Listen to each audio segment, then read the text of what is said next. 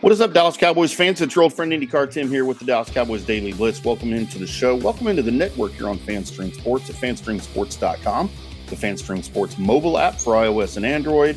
You can find us at FanStream Sports TV, which is our YouTube channel, might be where you're seeing me right now, or wherever you get your podcast. We appreciate you guys hopping in. Happy Thanksgiving to you. Hope you survived the Thursday and Friday edition of Thanksgiving.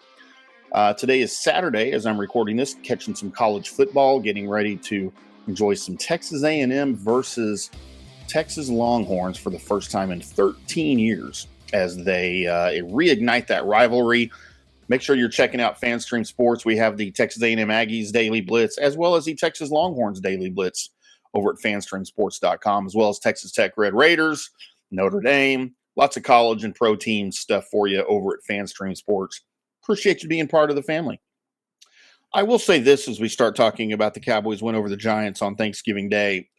It certainly appears to me, and you guys let me know if you agree, that defensive coordinator Mike Zimmer may have begun to figure something out here with the defense. He's got 12 games now under his belt. It looks like, beyond the top tier players on the defense, Trayvon Diggs, Micah Parsons, DeMarvion Overshown, we'll get into him in a second. It looks like he's starting to figure out some of these other role players, where they fit in, what their abilities are, what their strengths are, what their deficiencies are. And it looks like he's starting to scheme some things here for these guys to make them appear to be more successful on the defense, to make the defense better overall. At least that's how it looks to me. I was impressed with the win over Washington. I was impressed with the defensive performance against the Giants. Look, I know it's the Giants. And trust me, I've tried to come up with the best adjective that I could for the Giants. I don't know if they're just, I get it. They're bad. I know that. I don't know if you just call them hopeless, lackluster, listless, directionless, or just bad. I think just bad from the top all the way down to the bottom. You just cut your franchise quarterback of 6 years. This was not Daniel Jones' fault. We've seen Daniel Jones be good, and we know what he can do. None of this was Daniel Jones' fault. And I hope he goes on to have a very successful Hall of Fame career somewhere not in New York, to be quite honest.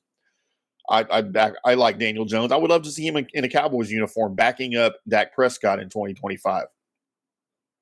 It could still be a thing. You never know. But as far as the game against the Giants goes on Thanksgiving, again, the defense I thought was highly improved, looked really, really good. You had DeMarvion Overshown with that flashy pick six, tipping the ball to himself. Then running it in for the pick six that, for all practical purposes, put the game away as far as the Giants were concerned. I know it was 27-20 at the end. The game wasn't that close. The Cowboys have a bad habit on both ends of it, either on the winning end or losing end, of making games look closer than they really were. We saw that this year with the Ravens game in week 3, 28-25. It was never that close. It's happened a couple of other times this season. And the Giants game was certainly one of them. But, the Cowboys now with the win, you're 5-7. You got your first win at home of the season in week 12. But it is what it is. Week 13. But way too long for all of those things to happen. But is it possible the Cowboys have now dug themselves out of this deep, deep, deep hole, and that they can make their fourth straight trip to the playoffs? Is that completely out of the question now at 5-7 in week 13? I think it is, but there's a lot of people who don't think so.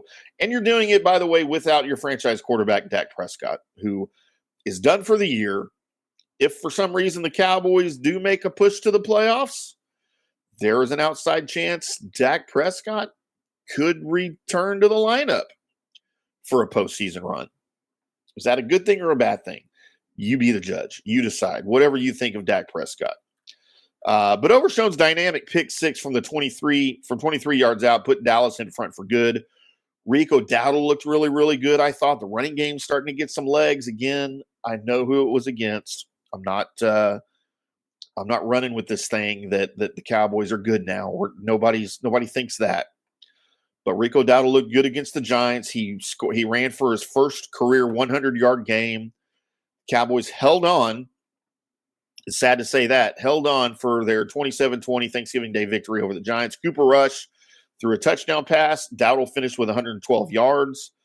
Cowboys ended a 6-game home losing streak, going all the way back to the wild card playoff loss at Green Bay last year. And now Dallas has consecutive victories coming off a 5-game losing streak. But there's still a lot of work ahead of them if they ever want to get back into the postseason picture. Prescott, of course, tore that hamstring in week 9. And even before that, it was a bad season for the Cowboys. Drew Lock, who now is the second string. Well, he always was the second string.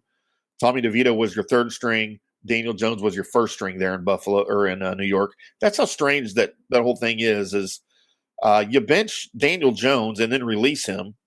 Instead of going to your number 2 quarterback, Drew Lock, you go to your number 3 quarterback, Tommy DeVito. Just it's inexplicable what's going on over in New York. And I've always liked Brian Daboll. I thought he was going to be a good coach. And I don't know if it's just the organization or if it's Daboll screwing this thing up. But either way, it's lost. So Tommy DeVito injured in his first start. Drew Lock faces the Cowboys. He ran for 57 yards and a touchdown that ended up being too late to avoid New York's 8th consecutive loss to the NFC East rival Cowboys. The Giants were eliminated officially from playoff contention, by the way, at 2-10.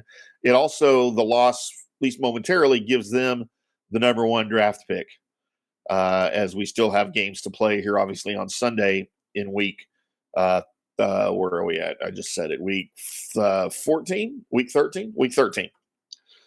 Sorry, I cover college football too, and it's in week 14, so I always get the weeks mixed up there.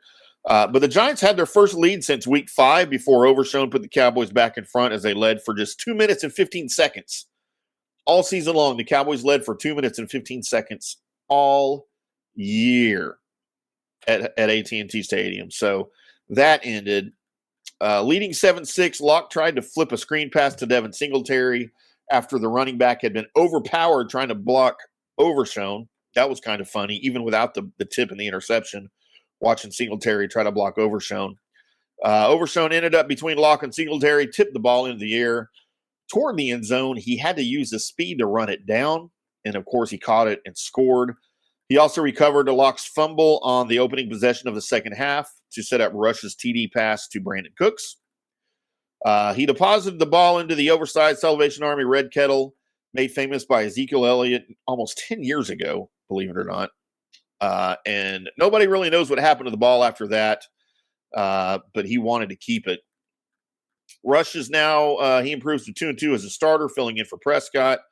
7-3 for his career. He threw the scoring pass to Cooks. The play after his apparent fumble into the end zone was overturned on review. Cooks had a diving first down catch in the final 2 minutes to clinch the victory. Was playing for the first time since Dallas's 20-15 victory over the Giants in week 4. He ended up with an infected knee after getting an injection in New York the day after that Dallas win. That, of course, has kept him out of the lineup until Thursday. Dowdle had 46 yards rushing in the first quarter after his longest carry of the season, which was 22 yards. I believe that was just the second play by the Cowboys offense all season of 20 yards or longer. The first was a Dak Prescott scramble, I think, of 20 even, maybe in the same game that he got hurt. But the Dallas offense bogged down after 2 efficient drives, but suddenly the opportunistic defense kept the Cowboys out in front. Locke had a 28-yard scramble, set up the first New York touchdown, and another 21-yarder before his 8-yard TD with 2:18 left. But he was sacked 6 times. And, of course, the Cowboys held on for that victory. Some injuries to talk about for the game. Special teamer Wanye Thomas was carted off with a right knee injury in the first half, and he did not return. Does not look good for Wanye Thomas. Cornerback Josh Butler also did not return after injuring a knee. Rookie left tackle Tyler Guyton left in the first half with an ankle and a knee injury. He was replaced by Udoka, who made his season debut. Guyton said he has a high ankle sprain. And to be quite honest, if Guyton's out for an extended period of time, I'm completely okay with that because he has not played well this season, and it's not time to move on. But he certainly does not need to be starting until he figures some things out with the Cowboys. That's just what I thought about the Dallas Cowboys. I would love to hear what you guys thought about the game and the 5-7 Cowboys hopes, dreams, chances for a playoff appearance here this season. Would love to hear from you guys at IndyCar Tim on the X, on Threads, on that new Blue Sky that my publicist tells me I'm on. So you guys check me out on Blue Sky. Whatever that happens to be, I'll figure it out, I promise. Or go find me on any social network, Facebook, Instagram, wherever they are. I'm all over it. We love you guys. Appreciate y'all tuning in. We will do it again with probably some more Giants talk. If not, then we will preview the Carolina Panthers for you before Week 14. Appreciate y'all popping in. Until then, boys and girls, we'll see you.